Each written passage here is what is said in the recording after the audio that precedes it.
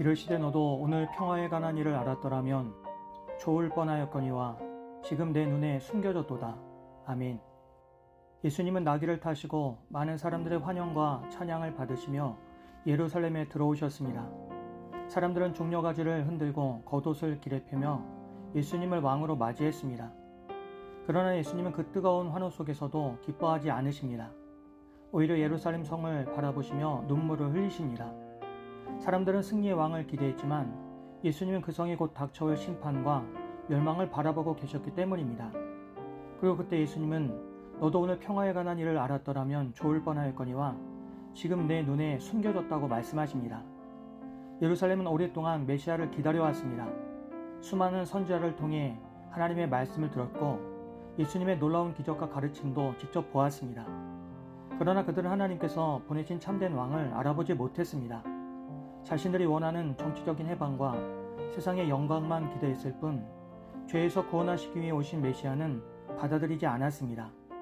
결국 평화를 주시는 주님을 눈앞에 두고도 참된 평화를 잃어버리고 말았습니다. 예수님은 이어서 예루살렘에 닥쳐올 비극을 예언하십니다. 원수들이 토성을 쌓고 성을 에워싸며 사방으로 가둘 것입니다. 성과 그 안에 있는 백성을 무너뜨리고 돌 하나도 돌 위에 남지 않게 될 것이라고 말씀하십니다. 이 예언은 훗날 로마 군대에 의해 그대로 이루어집니다. 예루살렘 성전은 무너지고 수많은 사람들이 목숨을 잃습니다. 예수님은 그들의 멸망을 기뻐하신 것이 아니었습니다. 회개하지 않는 백성의 모습을 보시며 깊이 슬퍼하셨습니다. 심판 하나님의 기쁨이 아니었습니다. 끝까지 하나님의 사랑을 거절한 결과였습니다. 예수님께서 흘리신 눈물은 죄 가운데 살아가는 사람들을 향한 하나님의 사랑의 눈물이었습니다. 그렇게 예수님은 심판을 선언하시기 전에 먼저 우셨습니다. 정죄하기보다 사랑하셨고 포기하기보다 오래 기다리셨습니다. 이것이 바로 하나님의 마음이었습니다. 그리고 이어서 예수님은 성전에 들어가 장사하는 사람들을 내쫓으시며 내 집은 기도하는 집이 되리라 하였거늘 너희는 강도의 소굴을 만들었다고 말씀하십니다.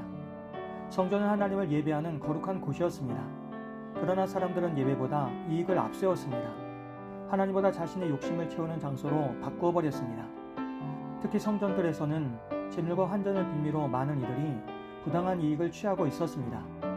하나님께 드려야 할 거룩한 예배가 사람들의 탐욕으로 인해 더럽혀지고 있었던 것입니다. 예수님께서 성전을 깨끗하게 하신 것은 단순히 장사하는 행위를 금하시기 위해서가 아니었습니다. 그들이 하나님보다 다른 것을 더 사랑하는 신앙을 책망하신 것입니다. 예배의 중심에는 하나님이 계셔야 합니다. 그러나 사람들은 자신의 유익과 계산을 더 앞세웠습니다. 그래서 예수님은 그 무너진 예배를 회복하시고 하나님의 집을 다시 거룩하게 세우기를 원하셨습니다. 그리고 후에 예수님은 날마다 성전에서 가르치셨습니다. 그러나 대제사장들과 서기관들 그리고 백성의 지도자들은 예수님을 죽일 방법을 찾았습니다. 하지만 백성들은 모두 예수님의 말씀에 귀를 기울였습니다. 그래서 종교 지도자들은 쉽게 손을 대지 못했습니다. 그들은 성전에 있었지만 하나님을 보지 못했습니다. 종교 지도자들은 예수님을 가장 가까이에서 만났지만 끝내 믿지 않았습니다. 반면에 말씀을 사모하는 사람들은 예수님의 말씀 속에서 생명을 발견했습니다. 사람을 살리는 것은 직분이 아니었습니다. 오늘 본문을 통해 우리는 몇 가지를 생각하게 됩니다.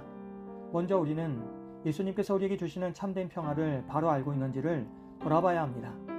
세상이 주는 평화는 환경이 좋을 때만 유지됩니다. 그러나 예수님이 주시는 평화는 어떤 상황에서도 흔들리지 않습니다. 그 평화는 십자가를 통해 하나님과 화목하게 하시고 우리의 마음에 참된 안식을 주시는 평화입니다.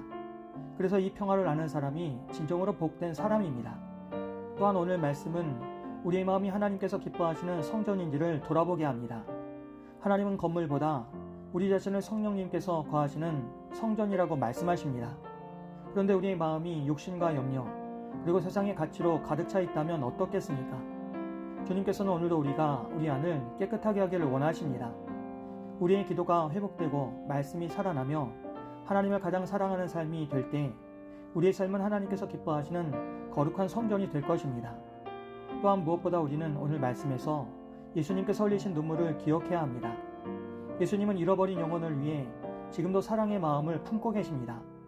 그 눈물은 오늘 우리를 향한 눈물이기도 하고 아직 주님을 알지 못하는 가족과 이웃을 향한 눈물이기도 합니다. 그래서 주님의 마음을 품는 사람은 사람을 쉽게 정죄하지 않습니다. 오히려 품고 사랑하며 기도하게 됩니다. 오늘도 예수님 우리에게 참된 평화를 주기 원하십니다. 우리의 삶을 거룩하게 하시고 하나님의 뜻 가운데 살아가도록 우리를 부르십니다. 세상의 욕심보다 주님의 말씀을 붙들고 예배를 가장 귀하게 여기며 주님의 마음으로 사람들을 사랑하는 우리가 되기를 주님의 이름으로 간절히 기도합니다. 구원의 하나님, 예루살렘을 바라보시며 눈물 흘리셨던 주님의 마음을 오늘 우리에게도 허락하여 주시옵소서. 세상의 욕심보다 하나님을 먼저 사랑하게 하시고 우리의 마음이 기도와 예배가 살아있는 거룩한 성전이 되게 하옵소서. 그래서 주님께서 주시는 참된 평화를 누리며 잃어버린 영혼을 품고 살아가는 우리들이 되게 하옵소서. 예수님의 이름으로 기도합니다. 아멘.